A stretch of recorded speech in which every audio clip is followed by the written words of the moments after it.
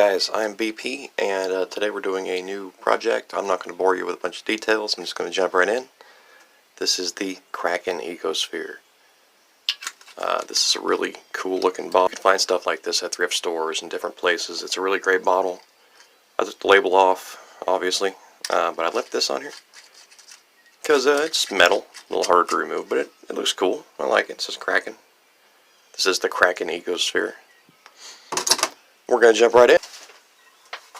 Soil first, and make sure you're using an organic soil, or at least a soil that you know is safe.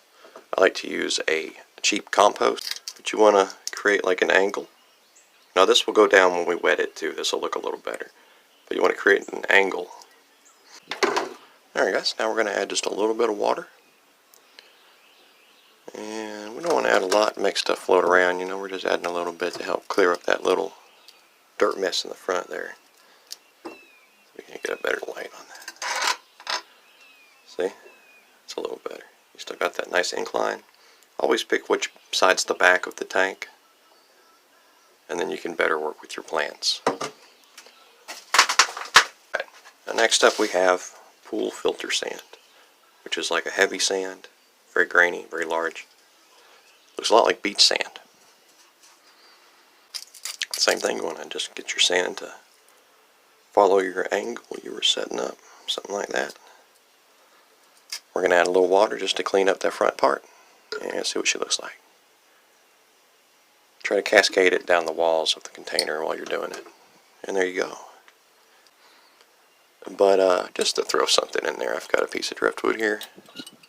This is actually an old dry piece of mimosa. It should stay in there pretty good. There we go. Now, I should have put this in before the sand. But that's sort of a toss-up with hardscape. Like, do you put it in before or after the sand layer? I don't know. That's up to you. I think that would be pretty good right there. So now we just casually add some water. We don't want to fill it up all the way. Be mindful of not eroding your sand layer too. There you go. Try to cascade it down the sides of the tank. There we go.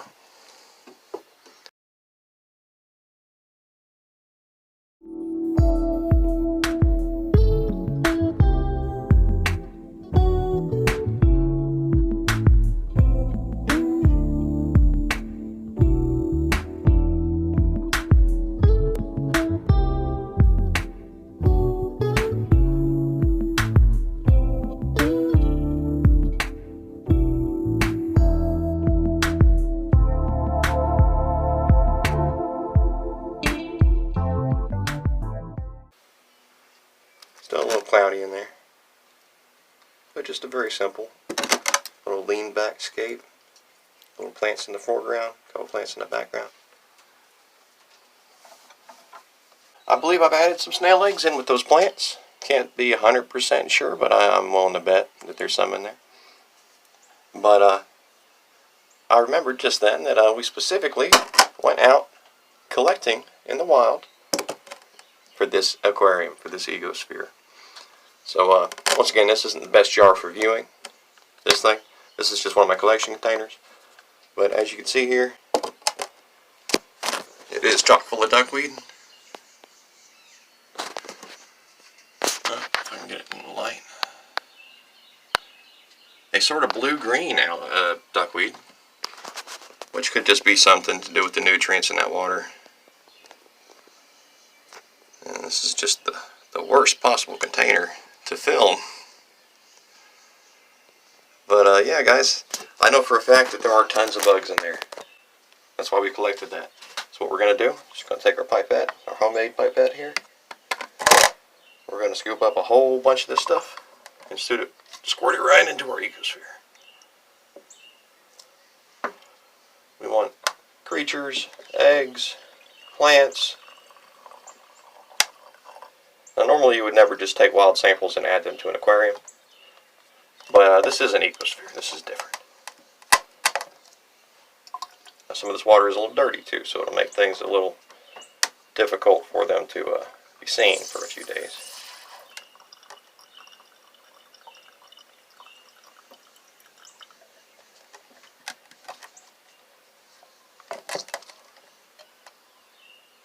Oh, shit. Be careful with your homemade pipettes.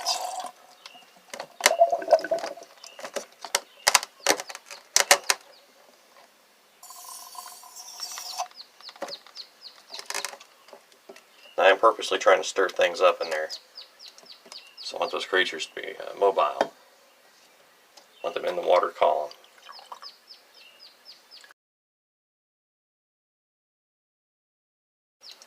So I want those creatures to be mobile. I want them in the water column.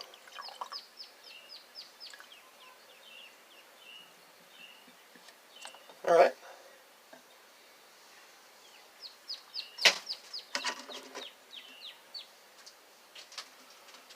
And now for good measure, let's try to get some of this duckweed into the tank.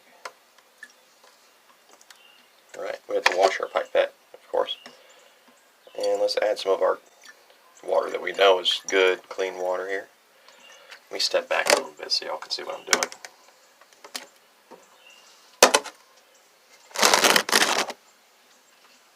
Yeah, we're just adding good, clean aquifer water here. Very rich in calcium and other minerals. You don't want to go up all the way. If you go up too high, your ostracods and your little surface dwelling creatures will have a very hard time all the way up here. And there will be very little oxygen on the bottom. You don't want that. So what you want to do is have a good mixture somewhere in the middle. Now I can tell already that we have caseworms. We've got a good population of caseworms.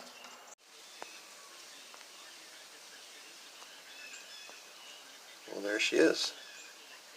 The Kraken Ecosphere. She looks pretty good. I love that Kraken title there. And I tried to include a lot of tentacle plants. Things like that. There's a caseworm. So you can actually see it.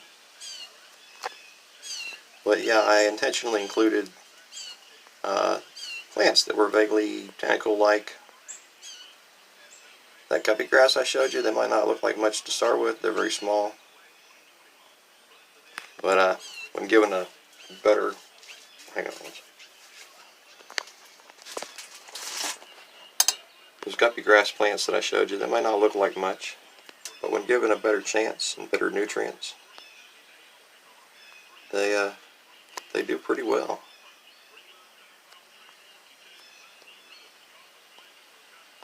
They get pretty big. Now these caseworms, he's acting strange. I might have disturbed him when he was in the water there. Trying to get a good shot with this lighting, it's not helping. There we go.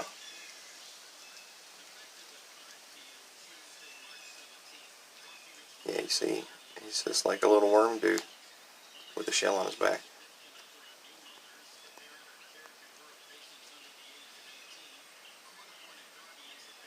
But yeah, guys, I intentionally included a lot of tentacle-like plants. That Chara will grow into very stringy green net type stuff. Great for filtering water. And I think the caseworms might actually be able to eat it, but most of the other creatures that I keep won't mess with it. And that's probably another caseworm up there. These guys were collected wild in a previous video. You can actually find it on the channel. Well, there's a big one in there. What's that? One of them's trying to pull that piece of bark? Wow. Wow. I didn't know they were that strong. What is he doing? He's done detached the piece of bark from the wood.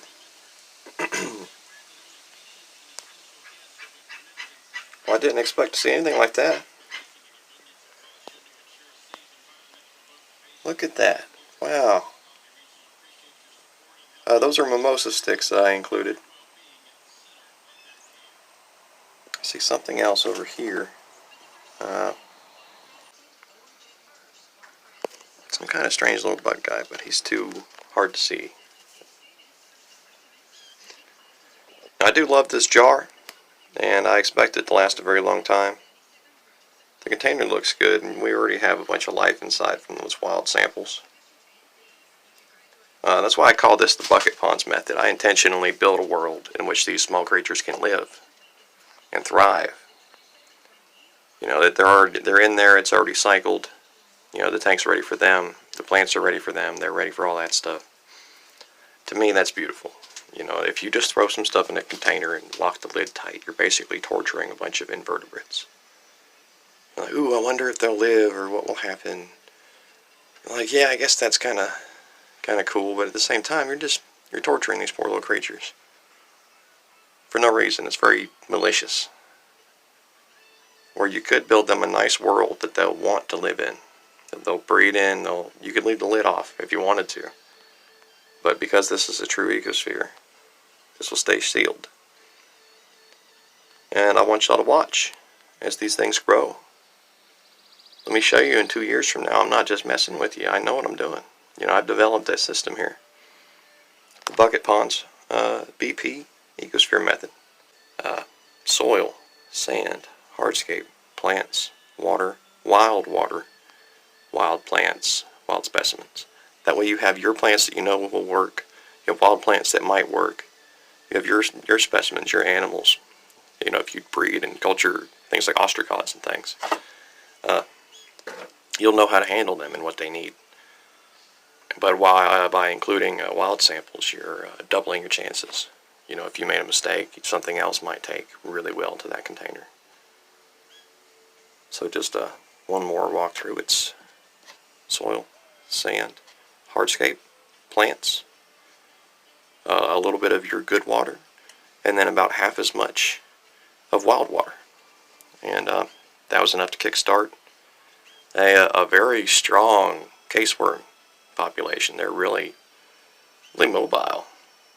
Look at them all in there. Now, my only concern is that I should have kept the water level a little bit lower, but yeah, you live and learn. We'll see what happens. So I didn't glue this one shut, but I did seal it shut on camera, and to me that's unbreakable. I will never open this container. If the plants get so big one day that they just explode the glass, then yeah, we'll call it open. But until then, this will stay sealed up. And I do want you guys to watch, and then don't just take my word for it. Come back to this video next year. Come back in 6 months. Come back next month. And just compare what you see here to what it'll look like then. My predictions. I always like to make Ecosphere predictions, which is really fun. But I foresee diatoms. Diatom explosion from that wild water. And then I see that dying off very quickly as ostracods and things make themselves more known. These caseworms, they also tear up that Chara. They're the only thing I know that will mess with that Chara. So there's a chance that the Chara might be balanced by the caseworms. It might go extinct, and then they might go after it. It's hard to say. But I did include a food source specifically for them. The bladder snails, there should be some eggs in there. And they love algae. They'll clean the tank up. They'll clean off anything off that hardscape. Any edible bits of little creatures or things that are in there, they're going to get eaten by the bladder snails. And if no bladder snails ever appear, well, that's okay too. We'll see what else will fill that niche. Some other creature will start eating the algae, probably a cyclops or ostracods. But yeah, those are my predictions. First we're going to have a wave of diatoms, probably very brief. Then we'll have some hydra. And then we'll level out. We'll have nice clean water with lots of green stringy stuff and lots of little bugs inside. That's my predictions for the 2020 Kraken Ecosphere, locally sourced, DIY. You can make one yourself right now watching this guide. So yeah guys, thanks for watching. Please like and subscribe if you enjoy what I do. If you want to see more of these little caseworms getting funky over here. If I could get a non-clear, oh there we go. Yeah, if you want to see more of these guys getting funky. They're my own little boogie worms, you know. But I do love them, and these are some particularly large ones too, collected from the wild. So I'm anxious to get them breeding up and reproducing. I saved more water samples for open containers for that reason, but the Kraken will remain sealed. An experiment in longevity in closed systems. built by you and me. Thanks for watching, guys. I'll catch you later.